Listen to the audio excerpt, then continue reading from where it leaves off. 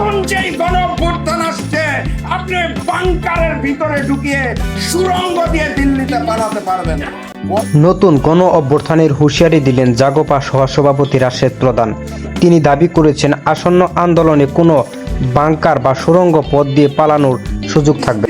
সাম্প্রতিক এক জনসভায় আক্রমণাত্মক মেজাজে দেখা যায় জাতীয় গণতান্ত্রিক পার্টি জাগোপার সহসভাপতি রাশেদ প্রধানকে। তিনি বলেন, গত 15 বছর যে শাসন চলছে তার অবসান ঘটাতে জনগণ আবারও রাজপথে নামছে। তার দাবি, এবার আন্দোলন এমন হবে যে কোনো সুড়ঙ্গ পথ দিয়ে দিল্লিতে পালানো সম্ভব হবে না। মত সৃষ্টি করা হচ্ছে। আমার পঞ্চগড় জেলা কার্যালয় ভেঙে চুরমার করে দিয়েছে ছাত্রদল যুবদল। বক্তব্যে তিনি বর্তমান সরকারের সমালোচনা করে বলেন, দমন পীড়ন চালিয়ে আন্দোলন দমানো যাবে না।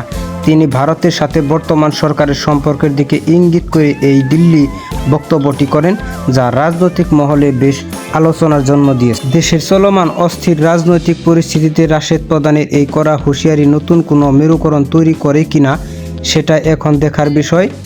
আমাদের পরবর্তী নিউজ আপডেট পেতে সাথেই থাকুন।